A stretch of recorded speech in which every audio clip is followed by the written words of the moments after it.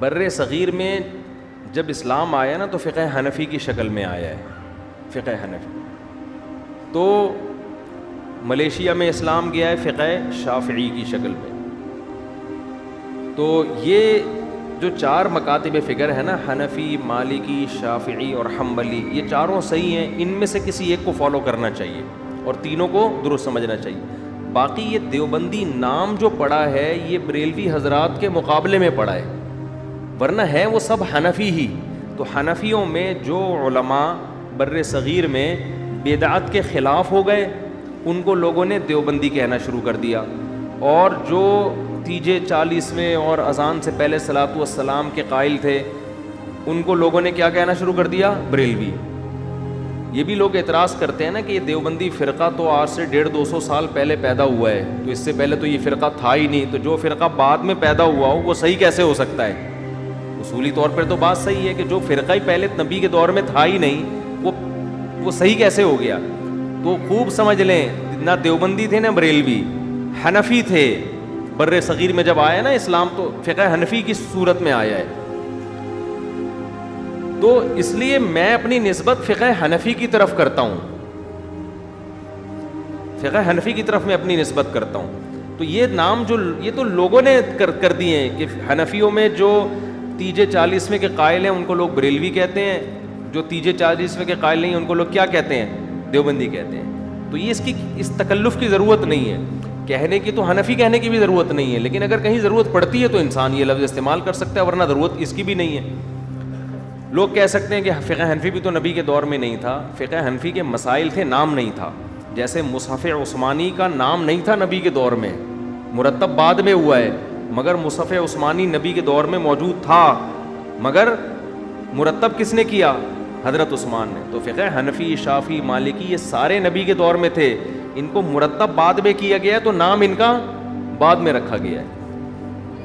قوالی سننا شرعن کیسا ہے؟ جائز نہیں ہے بھائی. کچھ علماء بریلوی مسلک کے اس کو جائز کہتے ہیں، بس یہی فرق ہے دیوبندی بریلویوں میں.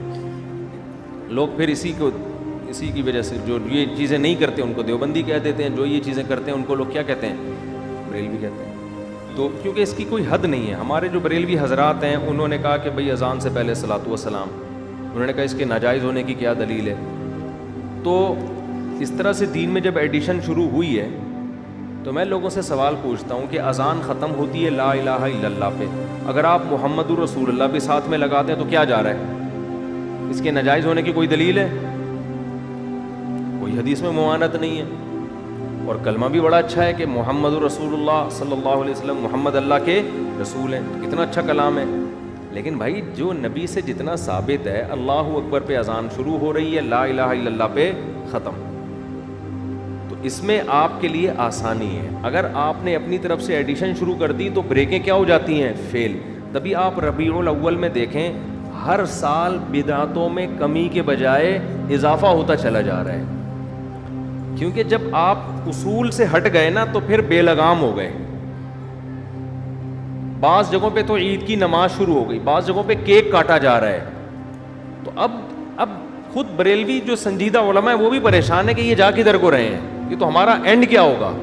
تو بھائی یہ اینڈ اس کا فطری اینڈ نتیجہ ہے، یہ ایسا ہی ہونا تھا، اور اگلے سال اس سے بھی زیادہ ہوگا، اور اگلے سال پھر اس سے بھی زیادہ. تو یہ پہلے آپ دیکھیں دیوبندی بریلویوں میں فاصلے کم تھے، پہلے فاصلے کم تھے، اب یہ فاصلے کیا ہوتے جا رہے ہیں؟ کیونکہ خانے وال تک اکٹھے آئے تھے، خانے وال تک انجن چینج ہو گیا، سرگودا والی گاڑی ادھر نکل گئی، لاہور والی ادھر نکل گئی. اب جیسے جیسے سرگودا والی گاڑی سرگودا جائے گی، لاہور والی ٹرین لاہور، تو فاصلے کیا ہوتے چلے جائیں گے؟ بڑھتے. تو وہ تو پھر بھی سرگودا جا کے رک جاتی ہے، یہ تو رک ہی نہیں رہے. تو پہلے تو یہ دیوبندی بریلوی ہندوستان میں ایک سب فقہ حنفی کو فالو کرتے تھے، ان کے اکابر ہمارے اکابر، ہمارے اکابر ان کے اکابر. تو اب کیا ہوا ہے کہ پھر جب جناب احمد رضا خان بریلوی صاحب نے کچھ چیزیں کہا کہ یہ ہونی چاہیے، تو جو ان کے فالوورز تھے انہوں نے وہ کرنا شروع کر دی، ہوتے ہوتے پھر وہ اگلے اسٹیپ میں زیادہ ہو گئی. آپ آج سے 50 سال پہلے کے بریلوی حضرات کو دیکھیں اور آج کے دیکھیں، بہت فرق نظر آئے گا آپ کو. وہ کچھ نہیں تھا جو اب ہو رہا ہے. اور یہ یہ فاصلہ بڑھتے بڑھتے اب پتہ نہیں کہاں جائے, کس انتہا کو جا کے رکے گا. نعتیں دیکھ لینا آج کل کس ٹائپ کی آ رہی ہیں نعتیں. اچھا بھائی, مفتی صاحب اصلاحی تعلق کس سے قائم کریں؟ کسی بزرگ کا نام بتا دیں. کراچی میں بہت سارے بزرگ ہیں میرے بھائی. کراچی میں ہی اگر پوچھنا ہے تو جامعۃ الرشید میں میرے شیخ و مرشد ہیں حضرت مفتی عبدالرحیم صاحب, لیکن وہ لفٹ نہیں کراتے آج کل, ان کے پاس ٹائم کم ہے. تو جامعۃ الرشید میں مولانا قاسم صاحب ہوتے ہیں, حضرت مفتی رشید احمد صاحب کے خلفاء میں سے ہیں. وہ اتنے نیک ہیں کہ وہ آپ کی آپ افورڈ نہیں کر پائیں گے ان کو. ان کے لیے پہلے سے آدمی تھوڑا سا نیک ہو تو وہ چل جائے گا ان کے ساتھ, ٹھیک ہے نا.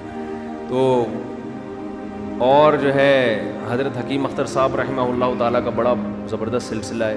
ان کے بیٹے ہیں مولانا مظہر صاحب, اور ان کے بہت سارے خلفاء ہیں. مولانا فیروز, حضرت فیروز میمن صاحب بھی ہیں, یہاں ہمارے پڑوس میں ہوتے ہیں. بھائی حافظ احمد صاحب ہیں. تو بہت سارے بزرگ ہیں مارکیٹ میں, کسی سے بھی بیعت ہو جائیں جا کے. حضرت مفتی طارق مسعود صاحب نہیں ہیں,